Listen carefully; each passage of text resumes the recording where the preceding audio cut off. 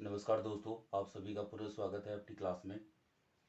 दोस्तों, पिछली कक्षा में हमने पढ़ा था वर्ण के बारे में विचार, और इस क्लास में हम पढ़ेंगे वर्ण का वर्गीकरण।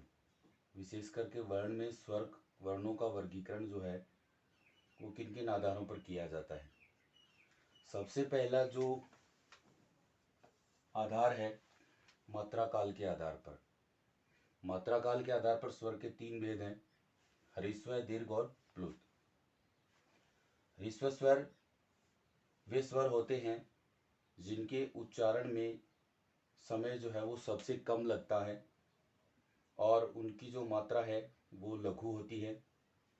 उन्हें छोटे स्वर भी कहते हैं, यानी इनमें बहुत कम समय लगता है इनके उच्चारण में, इसलिए ये ह्रस्व स्वर कहलाते हैं। कौन कौन से हैं? ए, ई, ऊ और री। और दूसरे जो स्वर हैं कौन कौन से हैं? आ, ई, उ, ए, आई, ओ, औ। ये दीर्घ स्वर है, यानी दीर्घ स्वर के उच्चारण में ह्रस्व से दुगुना समय लगता है इनके उच्चारण में, इसलिए इनको दीर्घ कहते हैं, गुरु कहते हैं और बड़े स्वर कहते हैं। दोस्तों, स्वर की संख्या हमने बात की थी। ह्रस्व स्वर कितने हैं? ह्रस्व स्वर की संख्या जो है वो है 4 और दीर्घ स्वर की संख्या कितनी है? 7। कुल स्वर की संख्या कितनी हो गई? 11। इसमें री स्वर जो है वह नवीन स्वर है, यानी मूल स्वरों में री स्वर को नहीं माना जाता है। री स्वर जो है बाद में बना है, इसलिए उसको नवीन स्वर कहते हैं। इसके बाद अगला प्रकार है अपना प्लुत। विशेष करके इसका प्रयोग जो है तीसरे प्रकार का प्लुत का संस्कृत में किया जाता है। दोस्तों, प्लुत स्वर के उच्चारण में ह्रस्व से तिगुना समय लगता है और इस तरह का जो चिन्ह होता है उसका इस्तेमाल किया जाता है। और यह मात्रा जो है प्लुत स्वर की मात्रा, ये दीर्घ स्वर पर ही लगाई जाती है। दीर्घ स्वर जो है उसी पर लगती है, लगाई जाती है, तो अपना प्लुत स्वर बनता है। ठीक है दोस्तों, अगला प्रकार है स्वर का वर्गीकरण का किस आधार पर करते हैं हम? उच्चारण के आधार पर। कौन कौन से हैं?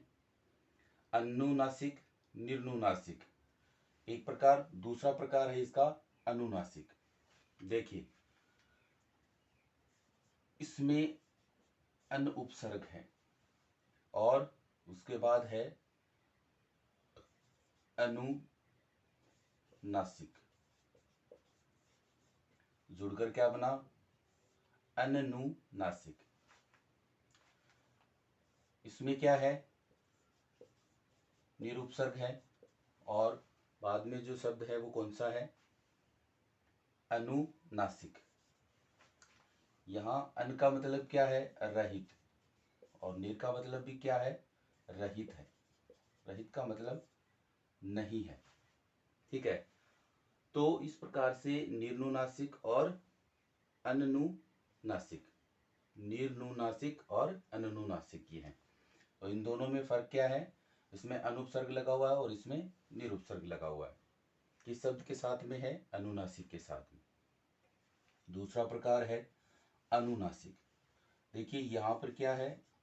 अनु उपसर्ग है जिसका अर्थ होता है पीछे या बाद। शब्द कौन सा जुड़ा हुआ है इसमें? नासिक,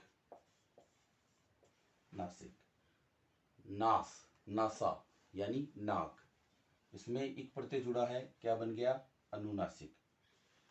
नासिक और अनु, अनु का मतलब पीछे, नासिक नाक, यानी वे स्वर जो नाक के पीछे बोले जाते हैं, अर्थात जिन स्वरों के उच्चारण में श्वास वायु जो है वो आधा मुख से निकलती है और आधी जो श्वास वायु है वो नाक से निकलती है, यानी नाक के पीछे से जो स्वर आता है, ध्वनि आती है, आवाज आती है, इसलिए उन स्वरों को अपन कहते हैं अनुनासिक।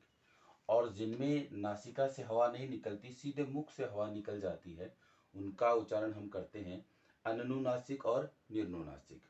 कौन कौन से हैं आपको पता है?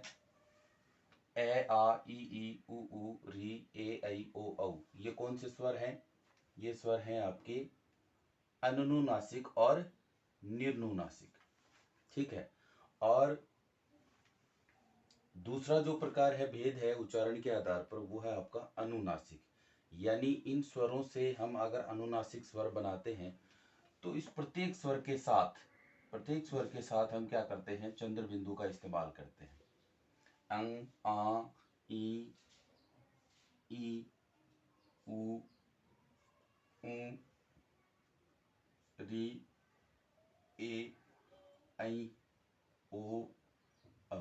देखो, जिनके शिरोरेखा से ऊपर जिनकी मात्रा होती है उन पर हम केवल अनुस्वार का इस्तेमाल करते हैं, और जिनके शिरोरेखा के ऊपर मात्रा यदि होती है तो वहां पर केवल हम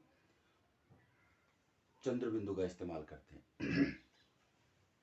दोस्तों, इन स्वरों में अपने पास अंग और ए है। इनको क्या बोलते हैं? ए योग वाह है। और ए योग वाह से क्या बना है? ए योग वाही। ए योग वाही स्वर है ये, यानी इनका मूल स्वरों में योग नहीं होता है। अंग, इसे हम उच्चारित करते हैं, किस नाम से पुकारते हैं? अंग जो है वो आपका बुलाया जाता है किस नाम से? अनुस्वार के नाम से। और अह जो है इसको हम किस नाम से बोलते हैं? विसर्ग के नाम से। ठीक है दोस्तों, तो इस प्रकार से उच्चारण के आधार पर अनुनासिक, निर्नुनासिक और अनुनासिक स्वर होते हैं। ठीक है। तीसरा जो प्रकार है वर्गीकरण, स्वर वर्गीकरण के आधार पर अपना, वो है मुख के आधार पर। तीसरा प्रकार कौन सा है अपना? मुख के आधार पर।